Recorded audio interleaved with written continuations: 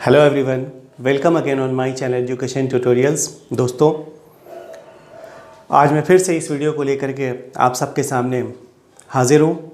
इस वीडियो में मैंने नंबर सिस्टम्स के कुछ रिमेनिंग क्वेश्चंस को सॉल्व करवाया हुआ है। इस क्वेश्चंस को सॉल्व करने के साथ ये चैप्टर आपका ख़त्म हो जाएगा।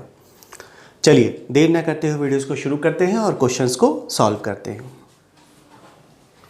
पहला क्वेश्चन है, पहला क्वेश्चन जो है ये लास्ट वीडियो का जो एक क्वेश्चन बाकी रह गया था, ये वो क्वेश्चंस है जिसमें ज्ञात कहा जा रहा है कि ऐसी तीन क्रमिक संख्याएं ज्ञात कीजिए जिसमें पहली संख्या का 2 गुना। क्रमिक संख्या आप सीधे सीधे लिख लीजिए। क्रमिक संख्या में पहली संख्या x, दूसरी संख्या x+1 और तीसरी संख्या जो है वो आपकी क्या हो जाती है, x+1 और +1 मीन्स x+2 कर लीजिए यहाँ पर। ठीक है,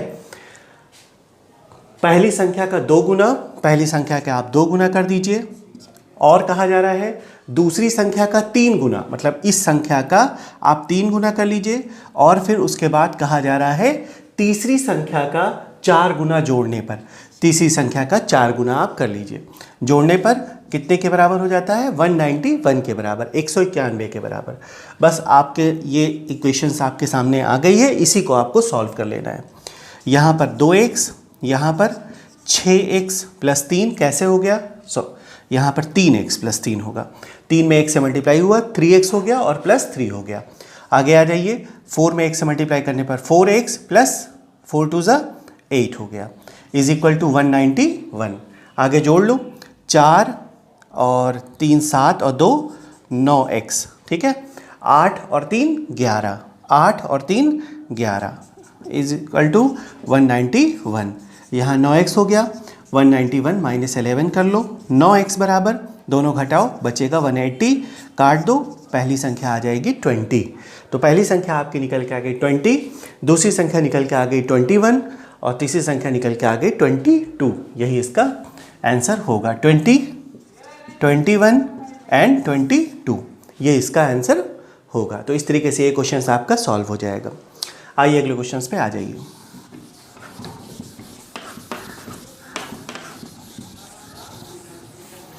अगला क्वेश्चन है आपका, नेक्स्ट क्वेश्चन है कि एक अध्यापक अपने विद्यार्थियों को एक बराबर संख्या में पंक्तियों और कॉलम में रखना चाहता है। आप जैसे इस तरह के क्वेश्चंस को देखिए ना, आपके दिमाग में रिवाइंड हो जाना चाहिए कि ये क्वेश्चन जो है वर्गमूल निकालने का क्वेश्चन है। इस क्वेश्चन में आपको वर्गमूल संख्या का ज्ञात करना पड़ेगा। रखना चाहता है यदि विद्यार्थियों की कुल संख्या 1369 है, मतलब 1369 है, 1369 है, तो कितने विद्यार्थी, अंतिम पंक्ति में कितने विद्यार्थी होंगे, ये कहा जा रहा है। तो आपको क्या करना है, इसमें आपको इस संख्या का सीधे सीधे स्क्वायर रूट या वर्गमूल निकाल देना। जो संख्या आएगी वही आपका उत्तर हो जाएगा।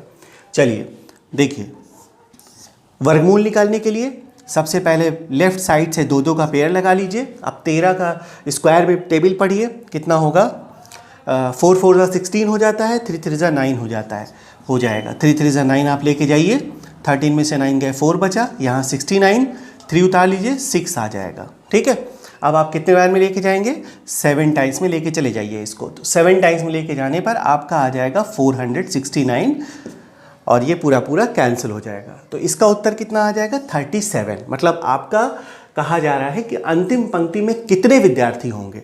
तो अंतिम पंक्ति में विद्यार्थियों की संख्या कितनी होगी, 37। ठीक है, जहाँ पर आप पंक्ति और कॉलम देखिए वहाँ पर आप सीधे उसका वर्गमूल निकाल लीजिए, स्क्वायर रूट निकाल लीजिए। तो इस तरीके से ये क्वेश्चन आपका कंप्लीट हो जाएगा। इसका उत्तर 37 होगा। चलिए आगे आ जाइए क्वेश्चंस पे।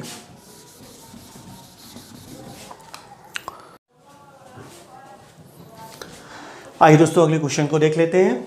अगला क्वेश्चन है आपका, 120 से 300 के बीच के पूर्ण वर्गों का योग क्या होगा, ये कहा जा रहा है। तो पहली संख्या है आपकी 120 और दूसरी संख्या है आपकी 300। इन दोनों संख्याओं के बीच के पूर्ण वर्गों का योग निकालना है। देखो, 11 का अगर हम स्क्वायर करते हैं तो 121 होता है, मतलब 120 के बाद हो रहा है ना। आगे आ जाओ, 12 का स्क्वायर करो, कितना होगा, 144, ये सब चीज़ें याद करनी पड़ेगी, पहले ही आपको याद होगा। 12 का स्क्वायर 144 होता है, 13 का स्क्वायर 169 होता है, 169 होता है, ठीक है। 13 का स्क्वायर आप कर लीजिए 169, 14 का स्क्वायर कर लीजिए, 15 का स्क्वायर कर लीजिए, 15 का स्क्वायर कितना होता है, 15 का स्क्वायर 225 हो रहा है। अब देखो 300 के पास आ रहा है धीरे धीरे, ठीक है। 16 का स्क्वायर कर लीजिए, कितना होता है, 256 होता है, ठीक है। 17 का स्क्वायर कर लीजिए, कितना होता है, 289 होता है, ठीक है। यहीं पर आप रुक जाइए, क्योंकि 18 का स्क्वायर करने पर कितना होता है, 18 गुणे 18 कर लीजिए, 8 8 64 के 4 हासिल 6, 8 6 14, 1 8 8, ये हो गया आपका 8 4 12, 324 हो रहा है। 18 18 में 324 होता भी है, तो 324 हो जा रहा है, 300 से ज़्यादा हो जा रहा है, तो आप इसी पे रुक जाइए, ठीक है। अब आपको क्या करना है, इन संख्याओं का स्क्वायर पहले लिखो, 121, 144, 169, 196, 1225, ठीक है। यहाँ पर 256, 17 17 में 289, 289, ठीक है। अब आप जब इनको ऐड करोगे ना, तो इनका एडिशन जो होगा, इन्हीं संख्याओं का एडिशन आपका आ जाएगा 1400, 1400। तो इस तरीके से ये आपका क्वेश्चन सॉल्व हो जाएगा, ठीक है। यहाँ पे मैं थोड़ा सा धीरे धीरे लगवा रहा हूँ, आपको थोड़ा और जल्दी लगाना होगा क्वेश्चंस को सॉल्व करने के लिए। चलिए अगले क्वेश्चंस पे आ जाइए।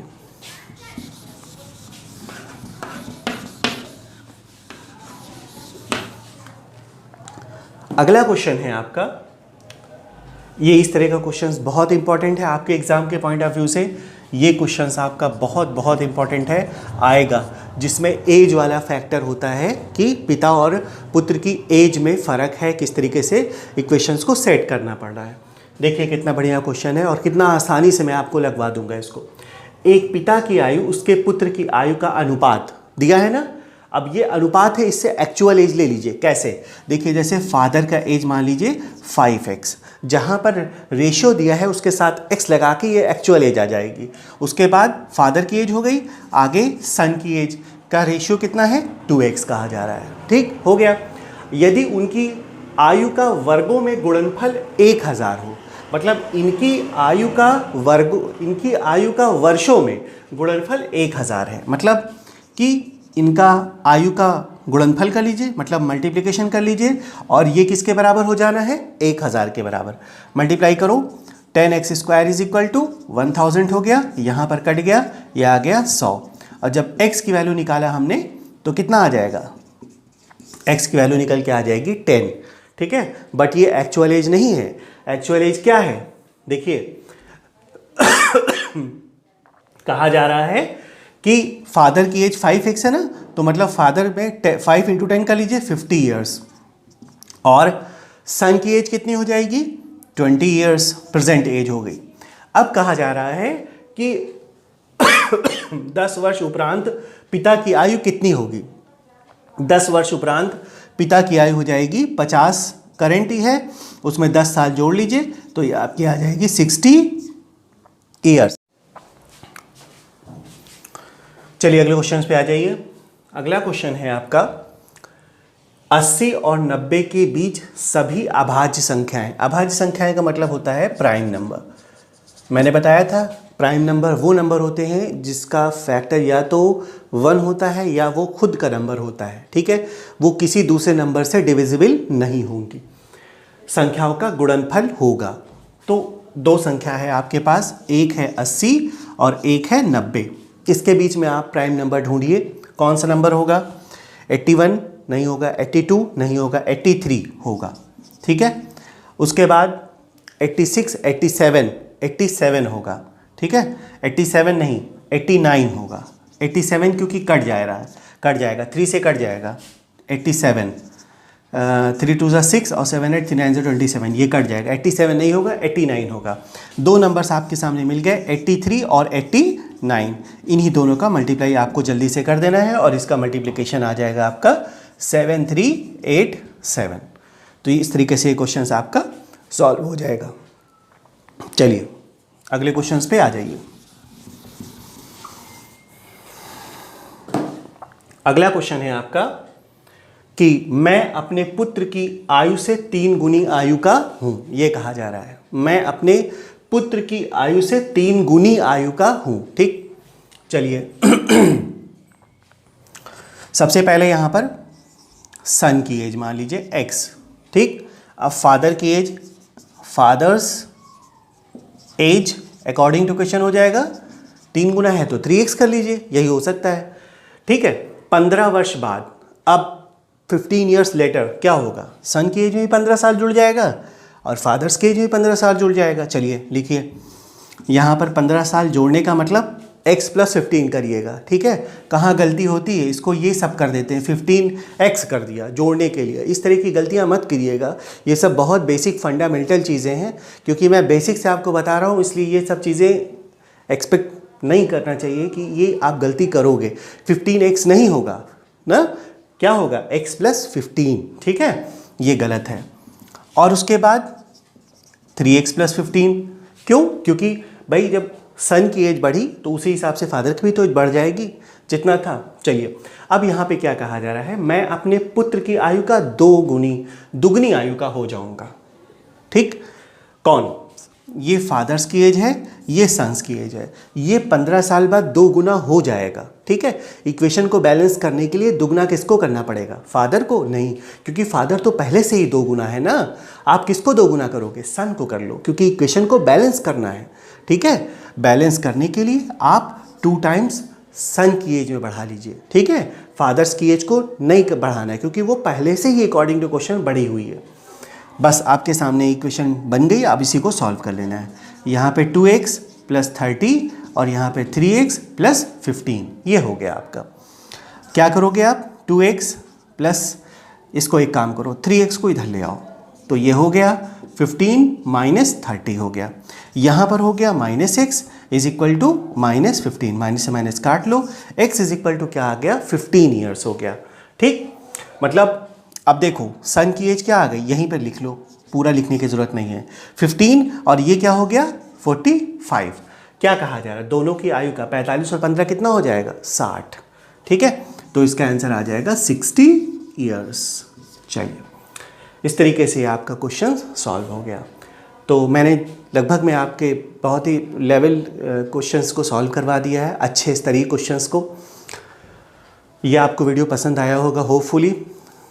ठीक है, अगर आप लोग चैनल पे नए हैं तो चैनल को सब्सक्राइब कर लीजिए, लाइक कर लीजिए और दोस्तों में शेयर कर लीजिए। हमारी हौसला अफजाई ज़रूर करिए आप लोग। ठीक है, चलिए अब इसके बाद अगला चैप्टर्स आपका जो है वो आपका चैप्टर्स है मैथमेटिकल ऑपरेशंस। अगला चैप्टर के ऊपर अगले वीडियो जल्दी ही आप लोगों के सामने आएगा। ठीक है, चलता हूँ, थैंक यू।